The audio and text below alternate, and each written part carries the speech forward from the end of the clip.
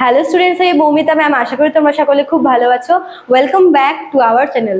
Students, আজকে আমি তোমাদের second semester SC political science থেকে একটি ইম্পর্টেন্ট টপিক, যেটা হচ্ছে কমিটি অন পাবলিক আন্ডারটেকিং, এর উপরে ক্লাসটি নেব। তো ক্লাসটি শুরু করার আগে বলে রাখি যে আমাদের কিন্তু অনলাইন ক্লাস এখনো চলছে।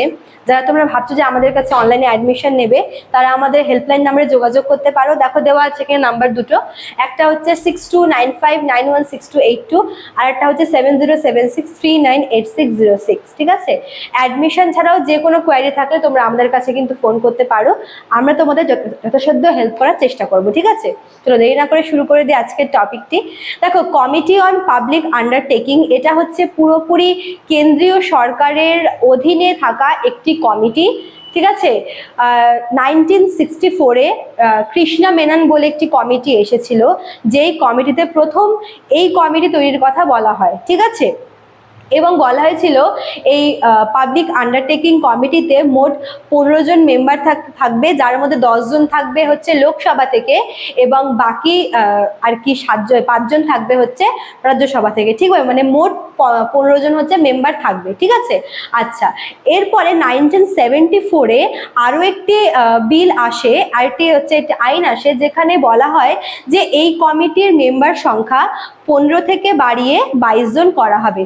আগে যেখানে 15 জন মেম্বার ছিল, সেখানে হচ্ছে 22 জন মেম্বার হবে। ঠিক আছে, তো এবার যখন সংখ্যা বাড়ানো হলো, মেম্বার সংখ্যা, সেখানে লোকসভা থেকে 10 জনের আগে ছিল 10 জন মেম্বার নেওয়া হতো লোকসভা থেকে, তারপর নেওয়া শুরু করলো হচ্ছে 15 জন মেম্বার। ঠিক আছে, 15 জন মেম্বার হচ্ছে লোকসভা থেকে, এবং এর আপার হাউস মানে রাজ্যসভা থেকে নেওয়া হতো 7 জন মেম্বার। মোট 22 জন মেম্বার হচ্ছে এই কমিটিতে রয়েছে, এবং এরা প্রত্যেকেই কিন্তু একক হস্তান্তরযোগ্য ভোটের মাধ্যমে নির্বাচিত হয়, এবং 1 বছরের জন্য। ঠিক আছে, প্রতি বছরই ভোট হয়, এবং ভোটের মাধ্যমে কিন্তু এই কমিটির আর কি মেম্বাররা নির্বাচিত হন। যেহেতু পার্লামেন্টের দুই কক্ষ থেকে যেহেতু মেম্বাররা আসে, কাজেই মনে করো যে দুই কক্ষের মেম্বাররাই নিজেদের মধ্যে থেকে হচ্ছে কাউকে নিজেদের মধ্যে থেকে আর কি ভোট করে যারা যারা আর কি নির্বাচিত হয় তাদেরকে এই কমিটির মেম্বার করা হয়। মনে করো যে লোকসভা থেকে যে 15 জন মেম্বার হবে, এই 15 জন মেম্বার ওই কক্ষেরই মেম্বারদের মধ্যে থেকে আর কি নির্বাচিত হয়, এবং অন্য কক্ষের ক্ষেত্রেও কিন্তু সেটাই। ঠিক আছে, এবার দেখো, যদি আমরা এই কমিটির কাজ নিয়ে কথা বলি, কার্যাবলী নিয়ে, তাহলে এই কমিটির মেন কাজ হচ্ছে যে সমস্ত উদ্যোগ নেওয়া হয় কেন্দ্রীয় সরকারের পক্ষ থেকে, সেই সব কিছুর অ্যামাউন্ট এবং সেই সব কিছুর রিপোর্ট হচ্ছে রক্ষা করা, এবং সেগুলোকে কিন্তু ভালো করে দেখাশোনা করা হচ্ছে এই কমিটির মেন কাজ। এছাড়াও মনে করো যে সরকারি উদ্যোগে যে সমস্ত কর্মসূচি বা যে সমস্ত প্রপোজালগুলো রয়েছে, সেগুলি আদতেও ঠিকঠাকভাবে হচ্ছে কিনা, সেই সব কিছু কিন্তু দেখাশোনা করা এই কমিটির কাজ।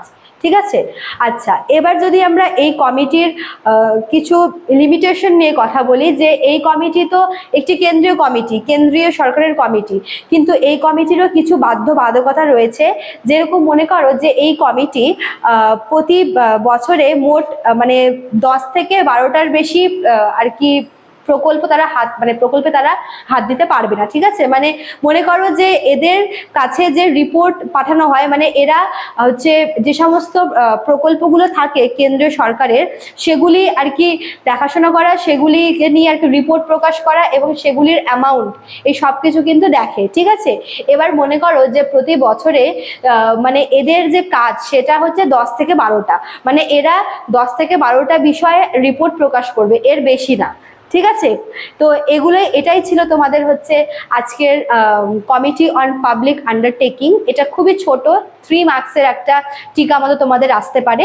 তো আশা করি তোমরা ভিডিওটি বুঝেছো। ভালো লাগলে অবশ্যই লাইক কমেন্ট করবে, শেয়ার করবে। দেখা হচ্ছে নেক্সট ক্লাসে। Thank you.